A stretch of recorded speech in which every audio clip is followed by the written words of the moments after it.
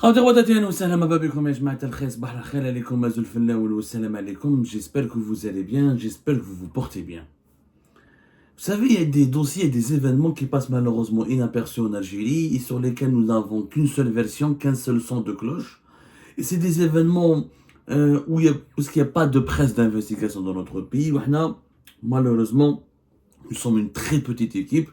Il y a des dossiers sur lesquels nous enquêtons qui prennent des mois pour qu'on puisse déterminer, parce qu'il y a d'autres priorités, il y a d'autres événements de l'actualité. Vous savez, dans notre métier, il y a les urgences de l'actualité. L'actualité, elle est capricieuse. Quelquefois, on est obligé de geler, de stopper des recherches, des investigations que nous menons sur un dossier, parce qu'il y a des événements urgents qui viennent de se dérouler. Et donc, nous sommes aspirés, malheureusement, dans l'agitation. Nous sommes aspirés par l'agitation de l'actualité algérienne. Mais en 2023, il y a eu une affaire dans l'industrie pharmaceutique qui a suscité un gros scandale, mais qui a été traité que d'un seul point de vue, le point de vue des autorités. Et on n'a jamais écouté le point de vue des personnes incriminées dans ce scandale. L'affaire Hadi, c'est l'affaire du laboratoire UP Pharma. UP Pharma, que vous ne connaissez pas, mais les pharmaciens algériens, les opérateurs pharmaceutiques, certains patients algériens connaissent UP Pharma. C'est un laboratoire qui est basé à Constantine depuis 2009. Et en l'espace, on va dire, de ces 15 dernières années, c'est devenu l'un des opérateurs privés les plus importants dans le domaine de l'industrie pharmaceutique. UP Pharma, que vous ne connaissez pas, c'est 9 unités de production, quand même. C'est un chiffre d'affaires de plusieurs dizaines, d'équivalent de plusieurs dizaines de millions d'euros. C'est 2000 emplois directs et indirects. C'est presque 1000 emplois directs et 2000 emplois directs et indirects. Parce que quand on crée un projet, quand on crée une unité de production, quand on crée une usine, on ne fait pas travailler uniquement les employés de l'usine, il y a les transporteurs, il y a les livreurs, il y a les commerçants. Donc ça crée toute une chaîne d'activité économique. 2000 emplois directs et indirects. À Constantine, c'est très connu, UP Pharma. Les gens de Constantine, je salue les gens de Constantine, l'une des plus belles villes d'Algérie et du monde. Constantine, l'une des plus belles villes du monde, qui me manque tant d'ailleurs, comme toute l'Algérie. C'est une famille qui est à l'origine de la création de cette entreprise. C'est la famille Belhadj Mostefa. Ils sont connus à Constantine parce que c'est une famille de médecins, de pharmaciens, de pharmacie. Il y a pas mal de médecins, de pharmaciens, de médecins spécialistes dans cette famille-là. Ils ont créé donc 2 sociétés dans l'industrie pharmaceutique. En 2006, Pharma HP. Et en 2009, ils ont créé cette UP Pharma. Ils ont commencé donc à travailler dans l'industrie pharmaceutique. Ils se sont fait connaître énormément pendant la période du Covid-19. Oui, ils ont fabriqué des masques qui ont été homologués jusqu'à 2023, avant l'arrivée de Ali Aoun à l'industrie au ministère de l'industrie et de la production pharmaceutique. Tout se passait bien pour cette entreprise privée qui était prospère. Ils étaient parmi les premiers fabricants de masques homologués par les autorités algériennes en 2021. En plus, ils étaient les fabricants locaux d'un médicament extrêmement important, notamment lorsque il y avait la lutte contre la Covid-19 de 2020 à 2022, c'est le Zithromax. Le Zithromax, c'est un médicament qui est un antibiotique qu'on utilise pour le traitement des infections de la gorge, les bronchites, les gencives, les dents, les angines. C'est un médicament extrêmement populaire et très connu. Ouma, ils étaient le fabricant algérien. Ils fabriquent une soixantaine de gammes de produits, mais c'est du médicament générique. C'est-à-dire qu'ils prennent des médicaments connus à l'étranger, ils importent les principes actifs, la matière première, ils ont des licences pour pouvoir fabriquer au nom de certains groupes mondiaux du générique. C'est-à-dire une version locale de médicaments qui est fabriqué à l'étranger au lieu de l'importer directement. On prend juste les principes actifs. Les principes actifs dans l'industrie pharmaceutique, c'est comme la matière première, c'est-à-dire tout ce qui concerne les caractéristiques techniques d'un médicament. Voilà, les substances, voilà. C'est les substances chimiques qui composent un médicament.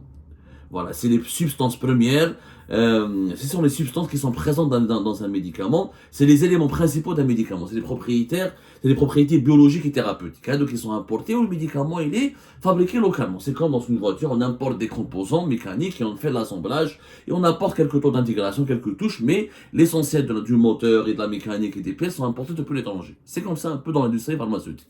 Pour schématiser, tout marchait bien. Le Zithromax a été très consommé par les Algériennes et les Algériens, notamment à l'époque de la Covid-19. Août 2023, à la surprise générale, un scandale éclate. UP Pharma, les autorités algériennes décident de la fermer. Carrément. Ils la ferment, déroulent une fermeture pour non-conformité de certains de ses produits. Je ne sais pas qu'est-ce qui s'est passé à Jemaat el-Khair, mais en tout cas, le scandale a éclaté en août 2023. Il y aurait eu des missions d'inspection de la part du ministère de la Santé, même pas le ministère de la Santé, le ministère de l'Industrie. Le ministère de l'Industrie et de la production pharmaceutique. Et il y a eu, soi-disant, à l'époque, on a remarqué des graves manquements dans la fabrication de certains produits. Il y aurait eu des manquements, etc. Ou le manquement ont mené vers le ministère. Il y avait une agence, qui est l'agence de contrôle des médicaments en Algérie. Elle a décidé donc, elle a demandé à UP Pharma, non seulement ils ont de suspendre ses activités, mais de retirer tous les produits pharmaceutiques, tous les médicaments qui étaient fabriqués. Tous les médicaments. Et ça a un grand scandale, ça a effectivement un grand scandale.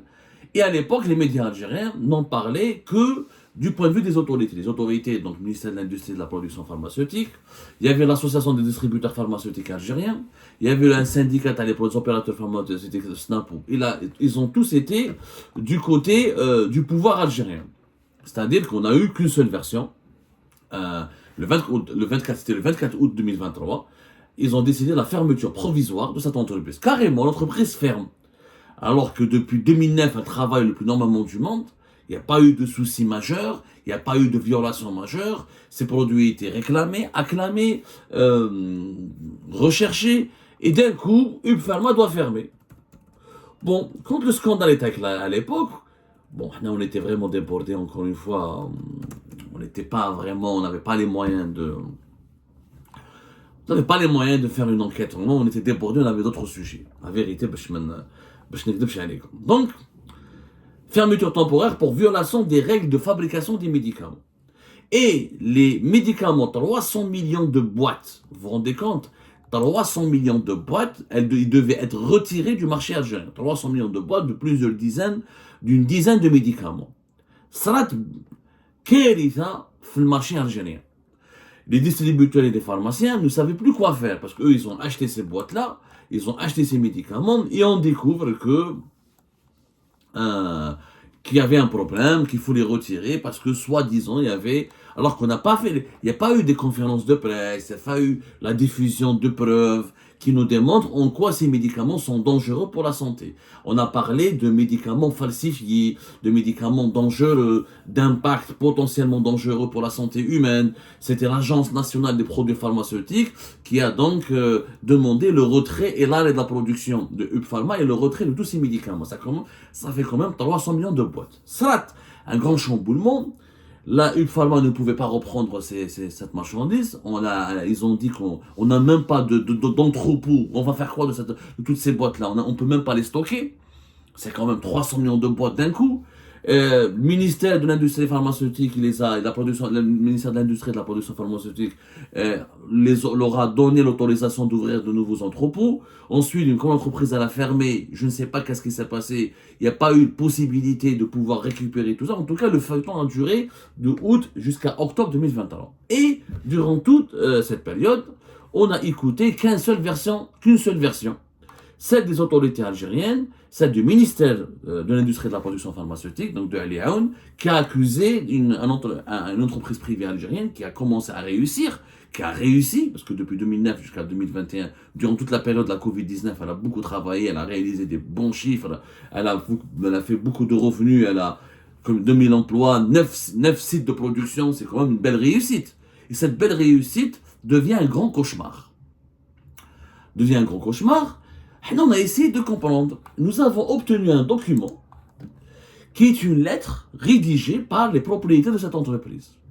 Que aucun média algérien n'a voulu interroger, ce qui est quand même bizarre. Parce qu'en Algérie, c'est comme une règle. En Algérie, quand les médias attaquent massivement et violemment et brutalement tout le monde, quand beaucoup de médias, quand l'ensemble des médias algériens attaquent massivement et violemment et brutalement et méchamment une personnalité ou là un groupe de personnes, posez-vous des questions. Il faut se poser des questions, il faut comprendre qu'il y a quelque chose derrière. Qu'il y a quelque chose vraiment de douteux, de suspect. Parce que normalement, des journalistes honnêtes, ils appellent les responsables de UP Pharma, ils leur donnent la parole, est-ce que vous avez falsifié des médicaments? Est-ce que vous avez fabriqué des médicaments qui sont faux? Est-ce que vous avez fabriqué des médicaments qui sont dangereux pour la santé? Personne ne l'a fait. Et là, nous avons obtenu un document et nous avons mené notre enquête. Le document que nous avons obtenu, c'est une lettre ouverte qui a été adressée par les propriétaires de UP Pharma à Abdelmajid Tebboune, dans laquelle, dans ce document de 6 pages, 7 pages plus exactement, les propriétaires de UP Pharma donnent enfin leur version. Et ils n'ont pu donner leur version qu'en novembre 2024, c'est-à-dire plus d'une année après la fermeture de leur entreprise, qui est toujours fermée. Selon nos informations, elle est toujours fermée. Elle ne peut pas reprendre ses activités de production pharmaceutique. Vous imaginez les dégâts. C'est un groupe c'est un groupe privé qui est en train de mourir avec 2000 emplois directs et indirects qui sont en train de disparaître. D'après nos investigations, il y avait effectivement des missions d'inspection menées par les autorités du ministère de l'Industrie et de la Production pharmaceutique au niveau des sites de production à Constantine de UP Pharma. Il y avait 2 problèmes. Premier problème, c'est qu'il y a un site, il y a une usine qui n'a pas reçu encore l'agrément pour pouvoir commencer sa production. Deuxième problème, c'est qu'il y a les Etromax qui a été utilisé qui est fabriqué par UP Pharma. Au départ, les principes actifs étaient importés par UP Pharma depuis un fournisseur pour lequel UP Pharma avait obtenu l'agrément, parce qu'en Algérie, il faut savoir que dans l'industrie pharmaceutique, quand tu fabriques un médicament, il faut l'enregistrer auprès des autorités compétentes, notamment cette agence nationale de production, ou l'agence, l'agence, je viens de la citer parce que c'était l'agence nationale du médicament, après de la SM, etc. L'ANPP, voilà, l'ANPP. Donc il faut s'enregistrer auprès de l'ANPP, etc. Mais la même chose pour les principes actifs. C'est-à-dire quand tu as un fournisseur étranger pour lequel te fournit les principes actifs pour pouvoir fabriquer un médicament en Algérie, il faut demander un enregistrement, une sorte d'agrément pour pouvoir utiliser les principes actifs en Algérie. Et toujours, ça se passe toujours au niveau de l'Agence nationale des produits pharmaceutiques, l'ANPP. Donc, ils ont changé de fournisseur pour la fabrication de Zetromax. Et ils n'avaient pas obtenu encore, ils avaient demandé l'enregistrement, mais ils n'avaient pas demandé, selon nos investigations, l'agrément définitif, la validation de l'enregistrement de leur principe actif importé depuis un fournisseur à l'étranger européen. Et un de leurs sites de production n'a pas été encore agréé. Mais est-ce que cela justifie qu'on leur ferme leurs usines, qu'on ferme toute l'entreprise, qu'on arrête la production et qu'on expose au danger 2000 employés? La réponse est non. Là, nous avons voulu comprendre. C'est la première découverte. La dernière découverte, je vous la réserve à la fin. Parce que malheureusement, on s'est retrouvés face à une affaire politique. Tenez-vous bien. Dans la lettre, elle dit, les propriétaires de UP Pharma, ils ont écrit bon, ils ont dit, Monsieur le Président de la République, nous avons toujours placé l'intérêt de l'État au-dessus de tout. Lors des crises sanitaires pendant la pandémie de la Covid-19, nous avons mobilisé des ressources exceptionnelles pour fabriquer des équipements de protection et assurer l'approvisionnement en médicaments essentiels, produisant plusieurs millions de boîtes chaque année. Nous avons même refusé des opportunités d'exportation pour donner la priorité au marché national, plaçant la santé de nos citoyens au cœur de nos préoccupations.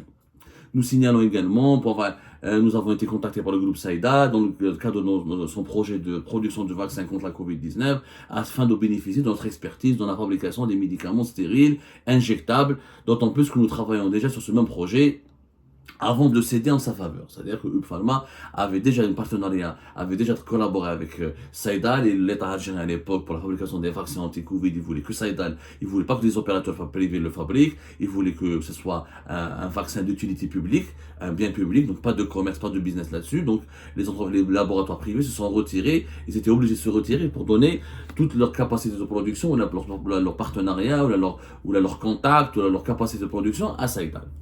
Donc, il explique ensuite que nous avons, voilà ce qu'ils disent à Abdelmajid Tebboune, nous vous informons, ça c'est la famille, les propriétaires de UP Pharma, les fameuses, je dis Msaken, après vous allez comprendre pourquoi Msaken, parce que personne ne leur a demandé leur avis, mais allez, il y a une enquête, un scandale, les autorités ont décidé de sanctionner l'entreprise privée, mais il faut écouter leur version, il faut leur donner la parole.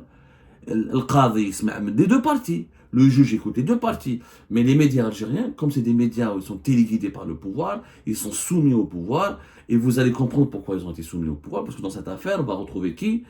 Ali Aoun, la corruption, et un certain Farid Zeddine Ben Cheikh, l'ancien patron de la police algérienne. Le document, effectivement, les propriétaires du groupe pharmaceutique UP Pharma confirment à Abdelmajid Tebboune qu'il y avait qu'il y avait une inspection effectuée en août 2023 par le ministère de tutelle, qui a conduit à la fermeture immédiate du laboratoire en raison de certaines violations des bonnes pratiques de fabrication.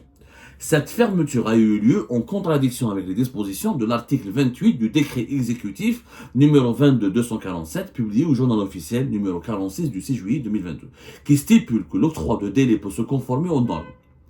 C'est-à-dire que là, effectivement, les autorités algériennes, le ministère de l'Industrie et de la Production pharmaceutique, n'a pas donné de délai. En août 2023, le 24 août, vous fermez toute l'entreprise. Oh, atteignez un délai.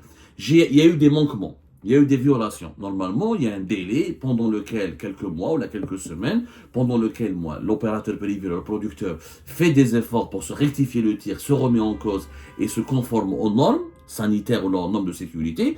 Ensuite, il y a une évaluation de ce qui a été des efforts qui ont été faits à la fin de ce délai. Après, les autorités décident. Il n'y a pas eu de délai. Donc, en fait, dès le départ, elle est aoun. Parce que, faut dire la vérité, UP Pharma, ça se passait bien pour eux jusqu'à 2022. Ali Aoun devient ministre de la production pharmaceutique en septembre 2022 et en mars 2023, ministre de l'industrie et de la production pharmaceutique. Comme par hasard, à partir du moment où il est ministre de l'industrie et de la production pharmaceutique en mars 2023, les problèmes de UP Pharma ont commencé. Donc avant Ali Aoun, il n'y avait pas de problème pour cette entreprise privée. Mais depuis qu'il y a eu Ali Aoun, il y a eu de gros problèmes. Donc, ce qui a été dit par les propriétaires de cette entreprise de pharmaceutique dans son document adressé à Tebboune. Je ne sais même pas si Tebboune, d'ailleurs, ses services ou son cabinet lui a fait parvenir ce document. Est-ce qu'il est au courant au moins de cette affaire? Parce que à la belle, comme malheureusement on parle des présidents Saad El-Mouradi, et les filtres, ces conseillers, comme ils ont des intérêts avec certains hauts responsables de l'État ou là, avec certains lobbies, quand il y a un groupe privé ou un opérateur privé, il est lésé ou la mahgour ou là, il est victime d'un abus de pouvoir, et bien malheureusement, le président peut-être ne va même pas écouter ou la recevoir sa lettre ou là, son message, puisque déjà à la présidence, les lobbies qui sont derrière ce scandale ont leurs complices. Vous avez bien compris, plusieurs dizaines de millions d'euros d'intérêts financiers dans le marché des produits pharmaceutiques et des médicaments. Donc il y a des enjeux financiers importants. Donc je ne sais pas si Tebboune a lu cette lettre ou s'il est au courant de cette affaire. C'est pour ça que nous avons décidé de la médiatiser. Donc, ils disent aussi dans leur lettre, nous souhaitons également préciser que nous avons subi plusieurs inspections précédentes de la même autorité et nous étions en train de travailler pour lever les réserves dans les délais impartis, non encore achevés. De plus, nous étions en période de congé annuel et de maintenance préventive, ce qui signifiait que la plupart des unités étaient fermées et que la majorité des responsables étaient en congé. Effectivement, c'était le mois d'août. Le mois d'août 2023, tu fais une mission d'inspection, tout le monde est en congé, déjà la production elle est ralentie, là, le mois d'août c'est connu dans le monde entier, aux quatre coins de la planète, il y a des congés, il y a une activité qui est réduite au strict minimum. Donc, au mois d'août, sans attendre ni délai, comme le prévoit la loi, le fameux article 28 du décret exécutif numéro 22-247 du numéro 46 du 6 juillet 2022, sans délai, sans respecter les délais, sans qu'il y ait en plein mois de congé, on leur a décidé de fermer. Donc c'était une véritable volonté délibérée de fermer l'entreprise. C'est ça la réalité. Mais il n'y a pas une autre version. Dans le document où Chiqol Kif Kif, nous précisons que l'article 29 du décret exécutif numéro 22-247, publié au journal officiel du numéro 46 du 6 juillet 2022, qui régit les règles des bonnes pratiques de fabrication, accorde au laboratoire pharmaceutique une période de 2 ans pour se conformer aux règles, soit jusqu'en juin 2024, une période dont notre laboratoire n'a pas bénéficié.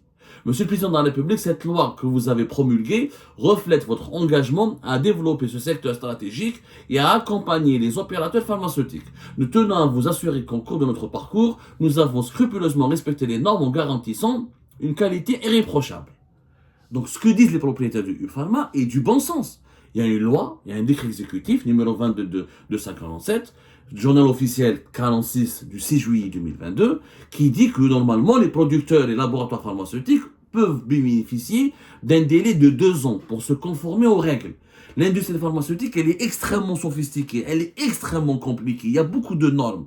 C'est pour ça qu'il faut des délais quand il y a des manquements, quand il y a des problèmes de dysfonctionnement, quand il y a des erreurs. Il faut donner du délai, il faut un délai, au moins un long délai, pour que les fabricants changent de fournisseur, changent de matériel, changent d'équipement, changent de personnel, font de nouveaux tests. Il y a des tests, il y a des essais.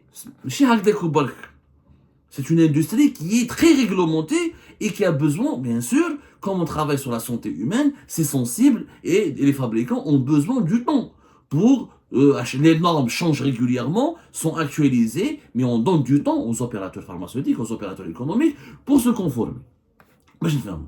La même chose, le document, dans leur lettre, les propriétaires de Hub Pharma confirment que les autorités, le ministère de l'Industrie et de la Production pharmaceutique a demandé ensuite le retrait de plusieurs millions de boîtes, bien que, les médicaments, parce que tu as fermé l'usine, mais pourquoi tu demandes le retrait des médicaments? Ce qui n'a pas été dit dans l'affaire Hub Pharma, c'est que les médicaments qui ont été commercialisés, les fameux 300 millions de boîtes, que l'État, que le ministère de l'Industrie et de la Production pharmaceutique a demandé le retrait du marché. Ils possèdent des certificats d'analyse confirmant leur conformité, délivrés par notre laboratoire de qualité et agréés par l'Agence nationale des produits pharmaceutiques. Ces produits avaient également reçu un avis favorable de cette même agence. En règle générale, une décision de retrait doit se fonder sur des résultats d'analyse des échantillons. Une procédure difficile à réaliser en l'espace de quelques heures pour des milliers de lots. En outre, pour toutes les unités de production, y compris celles non concernées par l'inspection, ont été fermées. C'est bizarre. C'est vrai que tu fais une inspection au mois d'août. Tu donnes pas un délai pour corriger les manquements constatés. Et tu demandes le retrait de tous les médicaments sur la base d'analyses qui a ciblé que quelques lots. Ça ne veut pas dire que les 300 millions de boîtes sont mauvaises pour la santé humaine ou là sont catastrophiques. Et auparavant, ces médicaments avaient reçu des certificats, des autorisations pour leur mise sur le marché. Clairement, il y avait une volonté de saboter Hub Pharma.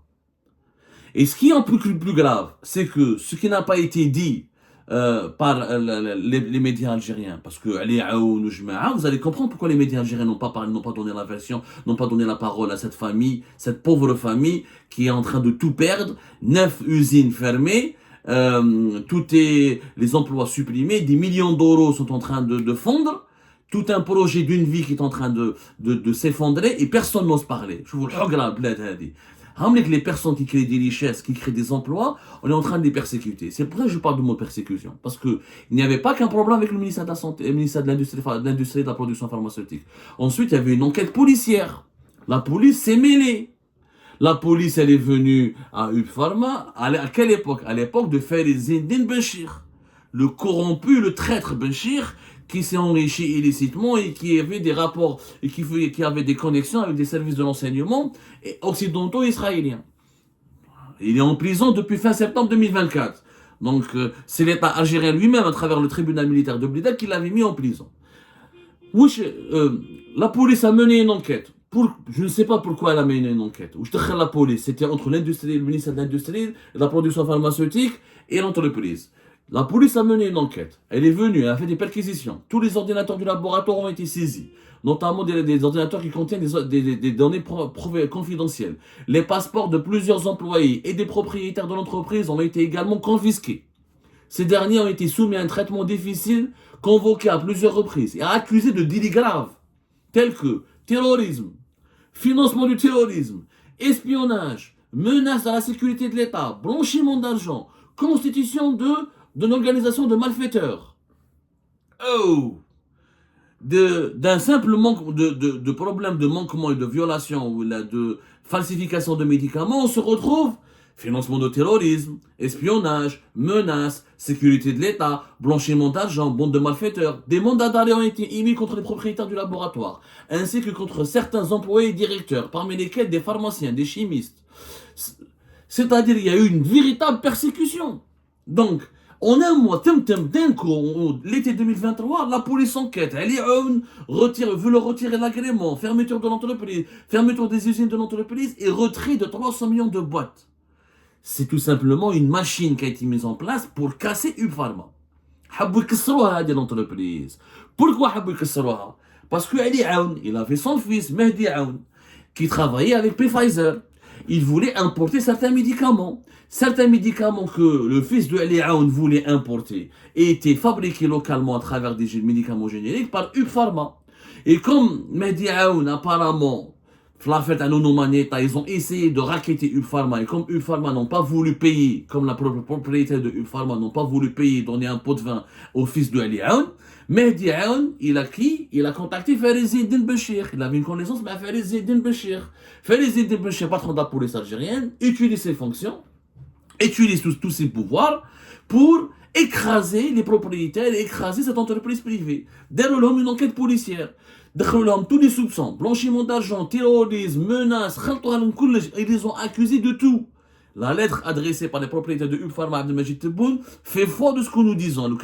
Si moi j'avais raconté cette histoire, les gars Hubb Pharma, je ne les ai jamais rencontrés. Ils peuvent être interrogés, ils peuvent être auditionnés. Je ne les ai jamais rencontrés, je n'ai aucun contact avec eux. C'est un document officiel que j'ai récupéré à travers mon enquête et qui est une lettre adressée à Abdelmajid Tebboune. Et je suis sûr qu'Abdelmajid Tebboune n'a jamais lu cette lettre. Elle lui a été jamais parvenue. Parce que Abdelmajid Tebboune, on lui dit jamais ce que Benchir, qui était son protecteur, le protecteur de ses conseillers, on lui dit jamais ses méfaits, ses conneries et ses bêtises. On essaie toujours de le couvrir. Maintenant, le fils de Ali Aoun, depuis fin octobre 2024, est en prison. Et Benchir, depuis fin septembre 2024, est en prison. Pourquoi vous ne faites pas une contre-enquête? Comment des entrepreneurs, msaken, qui produisaient des médicaments, qui ont donné de leur vie, de leur temps, qui ont sacrifié pour le pays pendant la lutte contre la Covid-19, qui ont reçu des homologations, qui ont fait gagner à l'Algérie des millions d'euros, qui ont créé plus de pratiquement 2000 emplois, qui ont fait 9 usines, se retrouvent du jour au lendemain accusés d'espionnage, de terrorisme, de menaces à la sécurité de l'État, de blanchiment d'argent, des mandats d'arrêt internationaux, des perquisitions, retrait de passeport. Oh! C'est un sabotage. Ils ont voulu saboter Hubb Pharma pour qu'elle ne puisse plus produire les médicaments qu'elle produisait, pour que les médicaments soient importés par le fils de Mehdi Aoun, le corrompu, qui est en prison, ou là pour que ces médicaments soient donnés ou commercialisés par d'autres laboratoires, d'autres opérateurs privés qui ont accepté de verser de l'argent, de verser des pots de vin à Ali Aoun, à son fils Mehdi Aoun, qui ont bien sûr partagé leur enveloppe avec le corrompu, le salopard de Farid Eddine Béchir. Comme ils n'ont pas voulu payer Farid Eddine Béchir et Ali Aoun et son fils, et les propriétaires de Hubb Pharma ont été persécutés, taillés en pièces. Ils ont été massacrés. Massacrés, il faut dire la vérité. Entreprises fermées depuis plus d'un an, 9 usines fermées, des emplois menacés, des mandats d'arrêt internationaux, des perquisitions, des mises en examen, des passeports retirés, des accusations de terrorisme et de financement du terrorisme et d'espionnage. Voilà, parce que quand les gens ne payent pas, quand les gens honnêtes refusent de payer, de donner des pots de vin, voilà ce qui leur arrive. Voilà ce qui leur arrive. C'est extrêmement grave. J'appelle Abdelmajid Tebboune à prendre connaissance de ce document qui lui a été envoyé, à appeler les propriétaires de Hubb Pharma, à mener une contre-enquête. J'appelle la DGSI, parce que la DGSI, l'enseignement intérieur, qui sont plus ou moins honnêtes et professionnels, qu'ils fassent une contre-enquête et qu'ils vérifient toutes les informations que nous venons de révéler. Et quand vous supprimez des emplois, vous touchez à des emplois, vous touchez à des entrepreneurs, à des investisseurs qui ont créé de la richesse et de la valeur ajoutée dans notre pays. Comment voulez-vous qu'on se développe avec de telles pratiques mafieuses?